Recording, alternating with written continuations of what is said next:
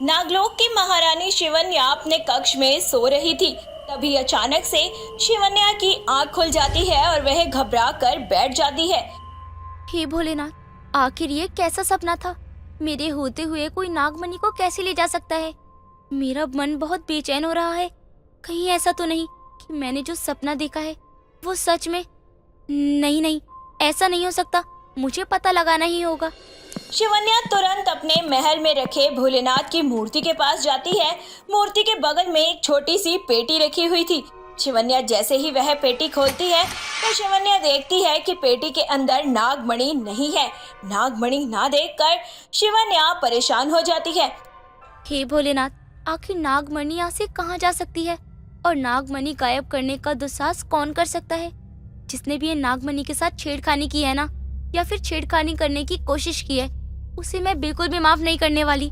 नागमणि मेरे लिए बहुत कीमती है और नागमणि के साथ ऐसी छेड़खानी मुझे बिल्कुल भी बर्दाश्त नहीं है। मुझे अपनी शक्तियों का प्रयोग करके कैसे भी पता लगाना होगा आखिरकार ये किसने की है हरकत। शिवन्या अपनी शक्तियों का प्रयोग करके बार बार नागमणि का पता लगाने की कोशिश करती है, लेकिन बेचारी बार बार प्रयास करने के बावजूद भी नागमणि का पता नहीं लगा पाती है। धीरे धीरे नागमणि के गुम हो जाने की खबर पूरे महल में फैल जाती है और फिर पूरे नागलोक में भी। शिवन्या, सुना है नागमणि अपने आप गायब हो गई। आखिर ये कैसे संभव है? कहीं ऐसा तो नहीं कि नागमणि एक जगह बैठे बैठे परेशान हो गई हो और उसका मन कर रहा हो कि वो थोड़ा नागलोक का सैर सपाटा कराए, इसलिए वो बिना बताए घूमने के लिए निकल गई हो। सच में शेषा, तुम बुद्धू की बुद्धू ही रहोगी। अरे नागमणि सिर्फ और सिर्फ महारानी शिवन्या के हिसाब से ही काम करती है। कोई भी उस नागमणि को नियंत्रित नहीं कर सकता है, क्योंकि उस नागमणि की हकदार तो सिर्फ और सिर्फ शिवन्या ही है। उस नागमणि में बहुत सारी अद्भुत शक्तियाँ हैं और उन शक्तियों को नियंत्रित सिर्फ और सिर्फ शिवन्या ही कर सकती है। तो इसलिए नागमणि चाह कर भी अपनी मर्जी से कहीं नहीं जा सकती है। अरे नागिन तेजा, मुझे तो लगता है कभी कभी तुम भी बेवकूफी वाली बातें करती हो, और हो सकता है नागमणि अपने मन की बात शिवन्या को बता ना पा रही हो, इसलिए उसने सोचा हो कि क्यों ना मैं बिना बताए ही सैर सपाटा कराऊं, क्योंकि अगर शिवन्या को पता चला तो वो उसे जाने नहीं देगी। अरे तुम तो चुप ही रहो, हमेशा बेवकूफों की ही तरह बोलती रहती हो।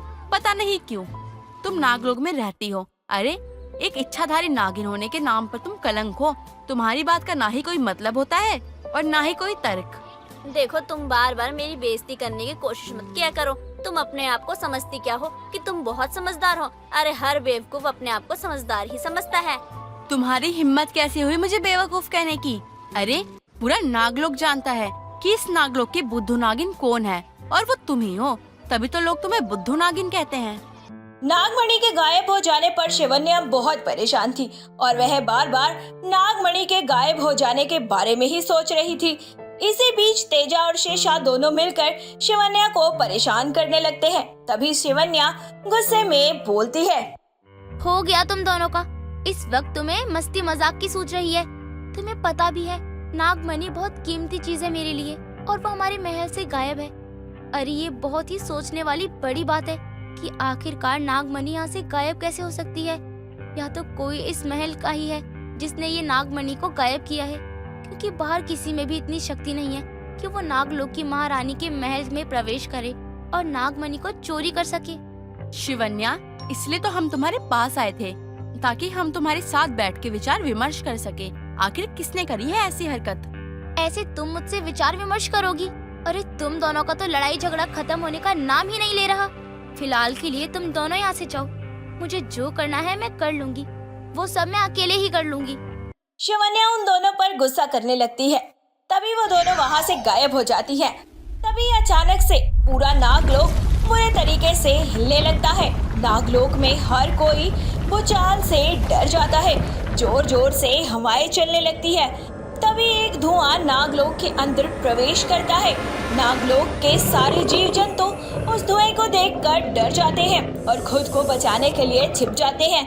तो वही नागलोक की महारानी शिवन्या इस प्रचंड भूचाल से परेशान थी। वो अपनी अंतरात्मा से पता लगाने की कोशिश करती है कि आखिर ये सब कौन कर रहा है। शिवन्या, अनर्थ हो गया। मुझे तो कुछ समझ ही नहीं आ रहा है। आखिर क्या हो रहा है हमारे साथ? नागिन शेषा कहीं भी नजर नहीं आ रही है। अचानक से वो कहाँ गायब हो गई? ये तुम क्या कह रही हो तेजा?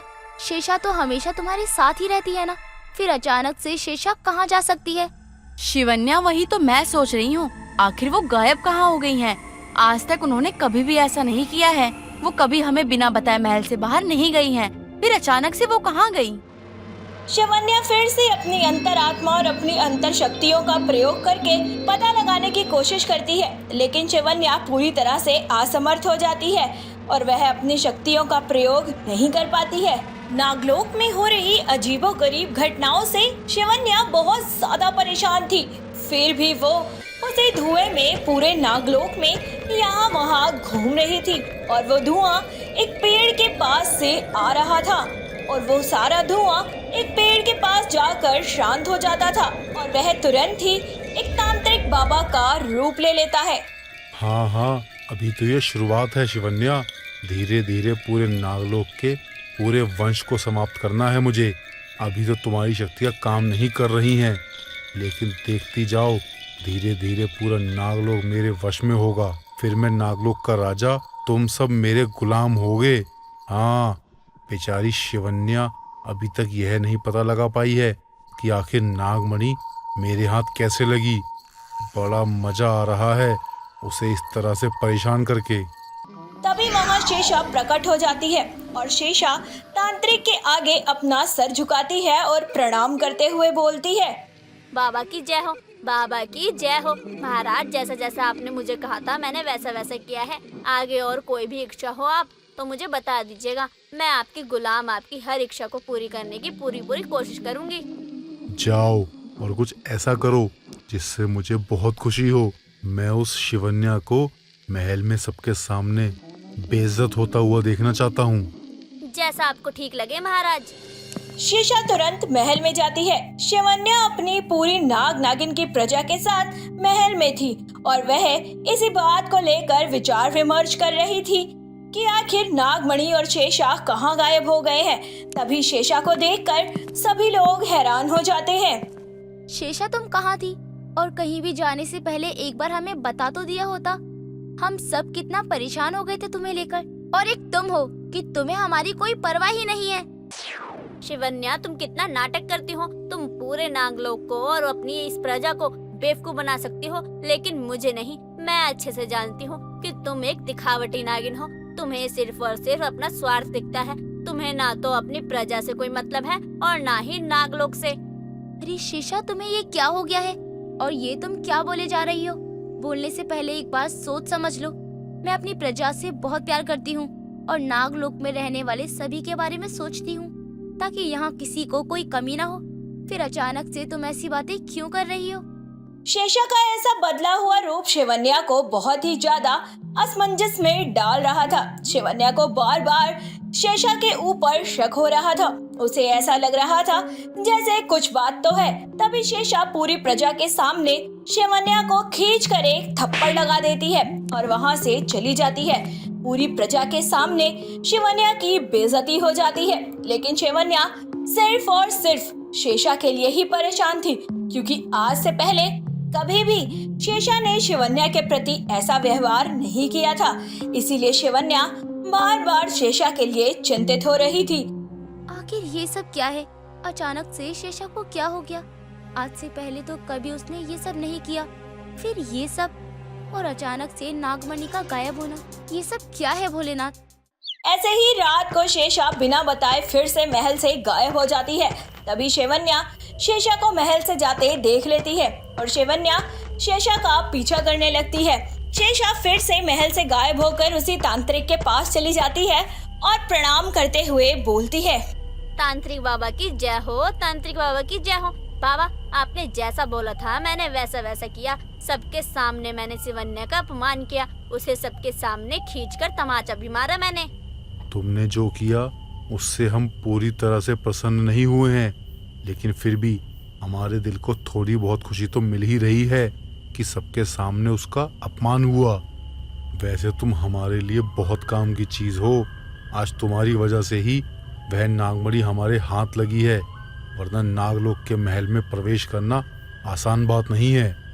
शिवन्या तांत्रिक और शेषा की सारी बातें सुन लेती है और वह समझ जाती है कि नागमणि इन्होंने ही चुराई है। तभी शिवन्या को गुस्सा आता है और वह तुरंत अपने अर्धनागिन अवतार में आ जाती है और वो तांत्रिक को अपनी पूंछ से जकड़ लेती है। बता आखिर क्या चाहता है तू? क्यों किया तूने ये सब? क्या बिगाड़ा है मैंने तेरा जो तू ये सब कर रहा है? और क्यों तूने नागमणि को मेरे महल से ही गायब करवा दिया? हा। अरे नागिन, तू अब चाहकर भी मेरा कुछ नहीं कर सकती है, क्योंकि नागमणि अब मेरे पास है और तेरी ये इच्छाधारी नागिन अब मेरे वश में है। अब मैं जो भी कुछ बोलूंगा यह वही करेगी, क्योंकि अब यह मेरी गुलाम है। इतना बोलकर तांत्रिक अपनी शक्तियों से नागिन को पीछे की ओर धक्का मार देता है, जिससे नागिन पूरी तरह गिर जाती है और तांत्रिक अपनी शक्तियों का इस्तेमाल करके शिवन्या के ऊपर हमला करना शुरू कर देता है। बेचारी शिवन्या तांत्रिक के सामने कमजोर पड़ जाती है। तभी वहाँ धीरे धीरे नागलोक के सारे नाग नागिन और प्रजा एकत्रित हो जाते हैं और सब एक साथ तांत्रिक को पराजित करने की कोशिश करते हैं। सभी अपनी अपनी शक्तियों का इस्तेमाल करके तांत्रिक को बुरे तरीके से जकड़ लेते हैं। तो वहीं शिवन्या तुरंत उठकर तांत्रिक के पास रखे हुए पिटारे को खोलने की कोशिश करती है। पिटारे के अंदर नागमणि रखी हुई थी। नागमणि देखकर शिवन्या खुश हो जाती है और तुरंत नागमणि को लेती है। आखिरकार नागमणि मुझे मिल ही गई। ये नागमणि ज्यादा समय के लिए किसी पापी के साथ रह ही नहीं सकती। तुझे क्या लगा था बाबा कि तू इस नागमणि के जरिए इस नागलोक पर राज कर पाएगा?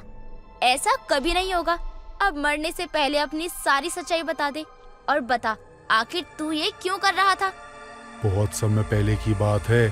एक इच्छाधारी नागिन ने मेरे पिता को डस दिया था, और वह भी इसलिए क्योंकि मेरे पिता को पता चल गया था कि वह एक नागिन है, वो भी इच्छाधारी नागिन। आखिर मेरे पिता का क्या कसूर था? क्यों मारा उस इच्छाधारी नागिन ने आखिर मेरे पिता को? इसलिए मैंने तब से ठान लिया था कि मैं किसी भी इच्छाधारी नागिन को वश में करके उसके पूरे वंश को हमेशा के लिए खत्म कर दूंगा, और जो भी उसे बचाने के लिए बीच में आएगा उसे अपना गुलाम बना लूंगा। देखो, तुम्हारे साथ जो कुछ भी हुआ है ना, वो बहुत गलत हुआ है।